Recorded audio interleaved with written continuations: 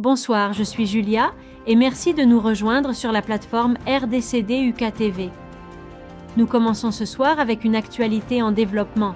N'oubliez pas de s'abonner, de partager et d'aimer pour plus d'informations. RDCD UKTV est votre média de référence pour déchiffrer l'actualité politique, sociale et culturelle en RDC. Avec des analyses approfondies, des enquêtes sur le terrain et des programmes captivants, nous vous informons pour sensibiliser. Le groupe armé M23, contrôlé par le Rwanda, a sommairement exécuté plus de 140 civils en juillet 2025, principalement des Hutus ethniques, dans au moins 14 villages et petites communautés agricoles dans l'est de la République démocratique du Congo. Les massacres semblent de faire partie d'une campagne militaire contre les forces démocratiques pour la libération du Rwanda, FDLR.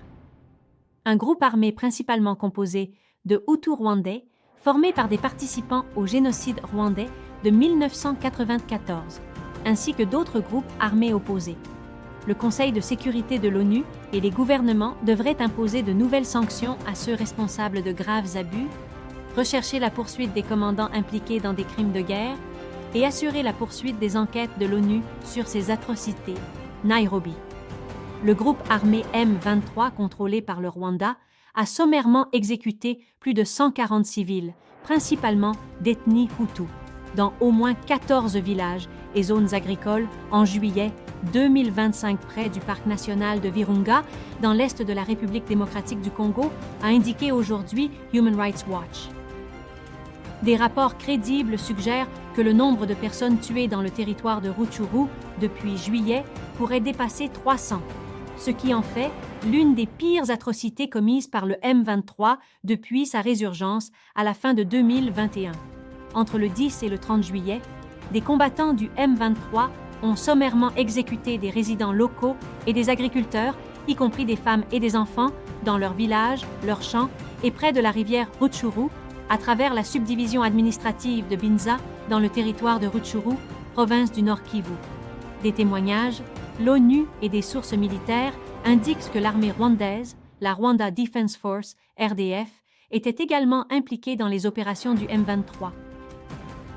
Le groupe armé M23, qui bénéficie du soutien du gouvernement rwandais, a attaqué plus d'une douzaine de villages et de zones agricoles en juillet et a commis des dizaines d'exécutions sommaires, principalement de civils Hutus, a déclaré Clémentine de Montjoie, chercheuse principale sur la région des Grands Lacs chez Human Rights Watch. À moins que les responsables de ces crimes de guerre, y compris au plus haut niveau, ne soient correctement enquêtés et punis, ces atrocités ne feront qu'intensifier. De la mi-juillet à la mi-août, Human Rights Watch a interviewé 36 personnes par téléphone, dont 25 témoins, ainsi que des activistes locaux, des travailleurs médicaux, du personnel militaire et des Nations Unies et d'autres sources informées. Human Rights Watch a analysé des vidéos et des photographies pertinentes, consulté des pathologistes légistes et corroboré les témoignages à l'aide de cartes et d'images satellites. Human Rights Watch a dressé une liste de 140 et une personnes qui ont été soit tuées, soit portées disparues et présumées mortes. Le 6 août, le Bureau du Haut-Commissaire des Nations Unies aux droits de l'homme a rapporté que au moins 319 civils ont été tués par le M23, soutenus par des membres des forces de défense du Rwanda, entre le 9 et le 21 juillet, dans 4 villages de Rutshuru. Ce chiffre confirme les informations reçues par Human Rights Watch d'autres sources. Human Rights Watch a également reçu des informations selon lesquelles le M23 aurait exécuté 41 autres civils entre le 30 juillet et le 8 août dans le groupement de Binza. Mais cela n'a pas pu être confirmé de manière indépendante. Human Rights Watch a écrit aux autorités rwandaises le 7 août et à Bertrand Bisimwa, le leader du M23, le 8 août pour demander des informations sur les tueries, mais n'a reçu aucune réponse. L'Alliance Fleuve Congo, Congo River Alliance, ou AFC, la coalition politico-militaire qui inclut le M23, a rejeté le 7 août les allégations de l'ONU. Le 11 août, le gouvernement rwandais a rejeté les accusations de l'ONU, selon lesquelles l'armée rwandaise aurait été impliquée dans ces opérations, affirmant qu'un groupe armé opposé au M23 était responsable des tueries. Human Rights Watch a documenté ou obtenu des informations crédibles concernant des tueries en juillet dans les localités de Boussessa, Kakoro, Kafuru, Kassavé, Katanga, Katemba, Katwiguru, Kihito, Kiseguru, Congo, Lubumbashi, Nyamilima, Nyabanira et Rubare. Ces zones étaient alors sous contrôle du M23 et plusieurs commandants du M23 ont été identifiés à certains endroits. Carte de localisation de la zone dans le territoire de Rutshuru, dans l'est de la République démocratique du Congo, où ont eu lieu les massacres. Graphique Copyright 2025 Human Rights Watch. Les témoins des attaques ont déclaré que les combattants du M23 leur avaient dit d'enterrer immédiatement les corps dans les champs ou de les laisser sans sépulture, empêchant ainsi les familles d'organiser des funérailles. Les combattants du M23 ont également jeté des corps, y compris ceux de femmes et d'enfants, dans la rivière Rutshuru. Les massacres semblent faire partie d'une campagne militaire contre des groupes armés opposés, en particulier les Forces démocratiques de libération du Rwanda, FDLR, un groupe armé principalement rwandais, Hutu, créé par des participants au génocide de 1994 au Rwanda. Dans les massacres rapportés à Human Rights Watch, la majorité des victimes étaient des Hutus ethniques et, dans une moindre mesure, des Nandais ethniques. La cible des Hutus civils par le M23 vivant près des bastions de la FDLR soulève de graves inquiétudes quant à un nettoyage ethnique dans le territoire de Rutshuru, a indiqué Human Rights Watch. Les recherches de Human Rights Watch indiquent que les opérations militaires du M23 ont été menées par le 1er bataillon de la 1re brigade, commandé respectivement par le colonel Samuel Mushagara et le brigadier général Baudouin Ngaruye. Le général Ngaruye est soumis aux sanctions de l'ONU pour son rôle dans les crimes de guerre du M23. Les habitants ont également décrit la participation des forces militaires rwandaises dans l'opération du M23, en identifiant les soldats rwandais par leurs uniformes et leurs accents. Le Haut Commissaire des Nations Unies aux droits de l'homme et des sources militaires ont confirmé l'implication de l'armée rwandaise dans ces opérations. Le gouvernement rwandais, qui contrôle effectivement le territoire occupé par le M23, devrait permettre aux experts médico-légaux des Nations Unies et indépendants d'analyser et de préserver les preuves de crimes de guerre, y compris le Bureau des droits de l'homme de l'ONU et la Commission d'enquête indépendante de l'ONU sur le Congo, une fois qu'ils seront opérationnels. Le Conseil de sécurité de l'ONU, l'Union européenne et les gouvernements devraient condamner ces graves abus, imposer de nouvelles sanctions à ceux responsables de ces abus et faire pression pour l'arrestation et la poursuite appropriée des commandants impliqués dans des crimes de guerre. Les gouvernements donateurs fournissant une assistance militaire au Rwanda devraient examiner d'urgence leurs programmes afin de s'assurer qu'ils ne favorisent pas les violations. Les assassinats dans le territoire de Rutshuru surviennent quelques semaines après un accord préliminaire dans le cadre d'un accord de paix négocié par les États-Unis, signé le 27 juin entre le Congo et le Rwanda, qui oblige le Congo à mettre en œuvre un plan pour neutraliser les FDLR alors que le Rwanda se retire du territoire congolais. Il oblige également les parties à protéger les civils, notamment en facilitant la liberté de mouvement de la mission de maintien de la paix de l'ONU, connue sous le nom de MONUSCO. Le mécanisme de coordination sécuritaire conjointe de l'accord doit veiller à ce que les crimes commis dans le cadre de toute opération anti-FDLR soient crédiblement enquêtés, a déclaré Human Rights Watch. Les massacres du M23, soutenus par le Rwanda, mettent en lumière de manière aiguë les écarts entre la rhétorique sur la scène internationale et la réalité pour les civils dans l'est du Congo, a déclaré de Montjoie. Les gouvernements cherchant des accords de paix restent liés par les lois de la guerre et les personnes responsables de crimes de guerre doivent encore faire l'objet d'une enquête approfondie et être traduites en justice. Pour plus de détails, le droit international et les témoignages des témoins, veuillez consulter ci-dessous. Allégations de massacre par le M23. HRW. Les tueries du M23, qui ont commencé vers le 10 juillet, auraient débuté dans des champs au nord et au sud de la route, qui traverse Kiseguru et Katwiguru dans le territoire de Rutshuru. Des témoins et des résidents ont déclaré que des combattants du M23 avaient encerclé et bloqué toutes les routes menant à la zone pour empêcher les gens de partir. Après le 14 juillet, des témoins ont indiqué que le M23 avait sommairement exécuté des personnes à Nyamilima, à 25 km de Kiseguru.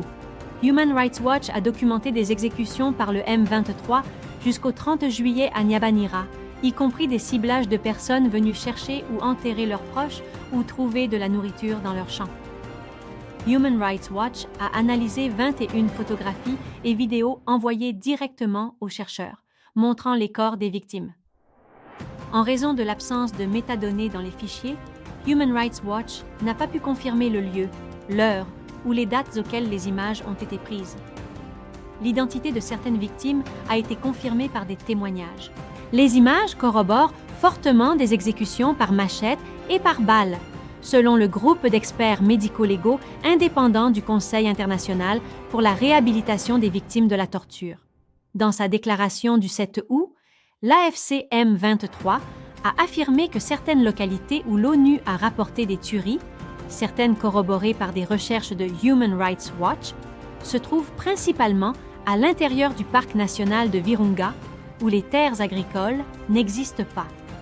Cette tentative de discréditer les allégations de l'ONU concernant les tueries de paysans par le M23 dans ces zones ne reflète pas les faits. Des images satellites et des témoignages indiquent que ces zones ont été utilisées comme terres agricoles depuis des années. Dans leur déclaration du 7 août, l'AFC M23 a affirmé que Kanyakiri, Kigali-Gali, Dubaï, Katanga, Lubumbashi, Kasave, Kakoro et Boussessa se trouvent principalement dans le parc national des Virunga, une zone protégée où toute activité agricole est strictement interdite. Comment des agriculteurs auraient-ils été massacrés dans des champs qui n'existent pas? Bien que la plupart des villages soient situés à l'intérieur du périmètre du parc, des images satellites du 2 juillet 2025 montrent que ces zones étaient cultivées à l'époque, la zone protégée et forestière ne commençant effectivement qu'à l'ouest de la rivière Rutshuru. Des images antérieures montrent la présence de champs depuis au moins 2015. Images, copyright, 2025, Planet Labs, PBC. Témoignages. 3 agriculteurs ont déclaré que les attaques contre leurs champs et la forêt voisine avaient commencé le 10 ou 11 juillet. Je suis parti pour cacher des outils, mais quand je suis revenu chercher ma famille, j'ai vu que le M23 les avait atteints, a dit un agriculteur qui vivait dans un champ près de Kiseguru. Je pouvais les voir, les membres de sa famille, de loin. Ils étaient tous abattus à coups de fusil. Sa femme et leurs 3 enfants, âgés de 9 mois à 10 ans, ont été tués devant lui. Un autre homme a dit que 5 membres de sa famille avaient été tués à Katanga, à environ 12 km au nord-ouest de Kiseguru. Nous nous sommes réveillés le 11 juillet et le M23 était là en grand nombre. Ils étaient déjà à notre porte.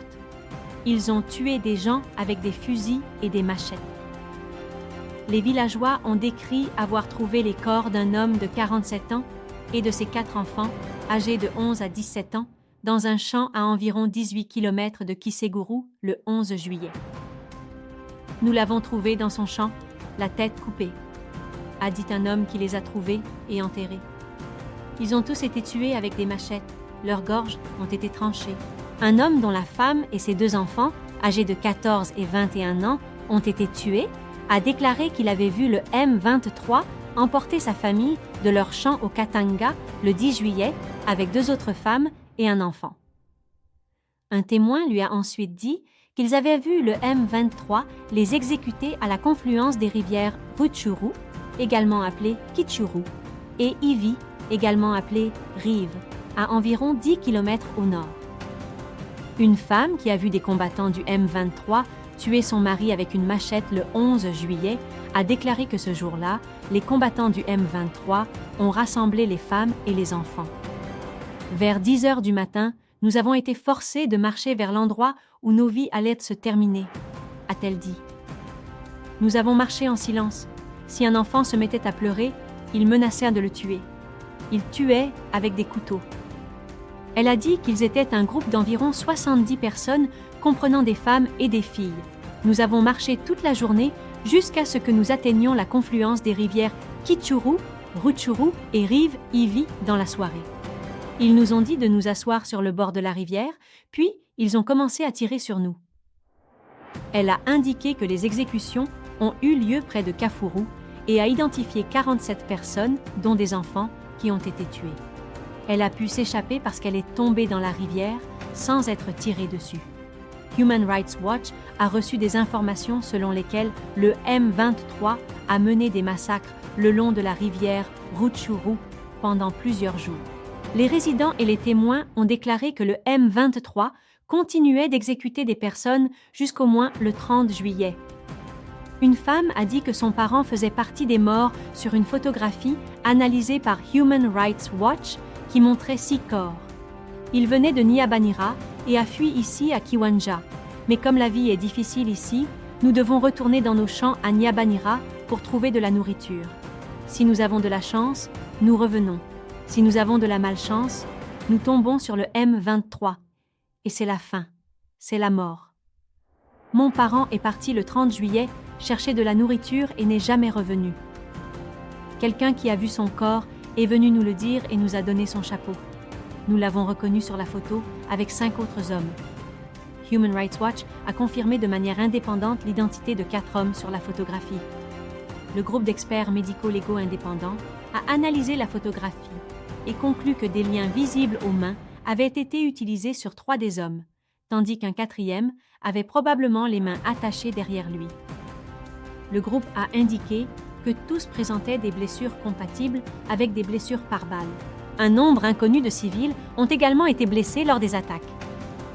3 sources médicales ont indiqué que les blessés, dont un enfant de 22 mois, ont été transportés dans des établissements médicaux proches pour recevoir des soins. Ils présentaient des blessures par balle ou par machette.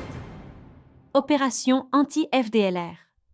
La zone où ont eu lieu les opérations militaires du M23 borde le parc national de Virunga et des zones où les FDLR opèrent depuis des décennies. Depuis des années, des civils se retrouvent pris dans les échanges de tirs entre les forces gouvernementales congolaises et des groupes armés tels que les FDLR. Beaucoup de fermiers tués lors des opérations de juillet étaient soit des résidents locaux, soit des travailleurs migrants qui avaient voyagé depuis des villages et des villes plus éloignées, comme Tongo et Kanyabayonga, pour travailler dans la vallée fertile au bord du parc. Certains vivaient dans les champs où ils travaillaient avec toute leur famille. Des résidents et une source indépendante ont dit à Human Rights Watch que le M23 avait suspendu de manière intermittente l'accès aux terres agricoles parce qu'il menait des opérations contre le FDLR, notamment le 10 juillet, et ont dit aux gens de se déplacer vers les centres urbains. 3 résidents ont déclaré qu'en juin, un commandant du M23, le colonel Claude Imani, avait donné aux agriculteurs l'autorisation de travailler à nouveau dans les champs. Les images satellites confirment que la zone était à nouveau cultivée après le début de juin, car de nombreux nouveaux défrichements apparaissent dans des champs auparavant envahis par la végétation. Les agriculteurs interviewés ont dit qu'ils devaient chacun payer une taxe unique de 10 $ américains au M23 pour être autorisés à travailler à nouveau dans les champs. Ils sont toujours dans nos champs. Ils disent qu'ils vont après le FDLR, a déclaré un homme dont la femme et 2 enfants ont été tués le 11 juillet. C'est pourquoi ils ont laissé les corps d'hommes dans les champs, mais ils ont emmené les femmes et les enfants pour les tuer près de la rivière. Human Rights Watch a reçu des informations crédibles selon lesquelles le M23, le FDLR et d'autres groupes armés se livraient à des combats dans la région avant et au moment des exécutions sommaires. Une faction dissidente du FDLR, le Rwandais Ehud Urunana, Rassemblement pour l'unité et la démocratie, contrôle certaines zones frontalières du parc national de Virunga, notamment dans la chefferie de Bwisha, comprenant le groupement de Binza, et dispose d'une base près de la confluence des rivières Ivi et Rutshuru. Le 11 août, le ministre rwandais des Affaires étrangères, dans un post sur X, a imputé les assassinats à des combattants du mouvement collectif pour le changement, CMC Nyatura, un groupe armé Hutu opposé au M23. Cependant, des témoins et des résidents ont indiqué à Human Rights Watch que les combattants du FDLR et du CMC Nyatura était rarement vu dans les villages depuis que le M23 a pris le contrôle de la région en août 2024. Et tous ceux qui ont été interviewés ont attribué les assassinats au M23. Le 30 juillet, des responsables du M23 à Ishasha ont annoncé par haut-parleur que ceux qui étaient récemment arrivés devaient se présenter à l'administration. Parmi eux se trouvaient des personnes ayant fui des tueries dans des zones voisines, selon 2 sources locales. Des hommes de moins de 45 ans ont été détenus et transférés dans un bâtiment près de la frontière avec l'Ouganda, où ils auraient été battus, puis chargés dans des camions le lendemain. Une source faisant partie du groupe a déclaré que le M23 leur avait dit qu'ils ne voulaient pas qu'ils fuient leur village pour venir à Ishasha et les ont accusés de soutenir la FDLR, l'armée congolaise ou la coalition Wazalendo, soutenue par le gouvernement, de groupes armés.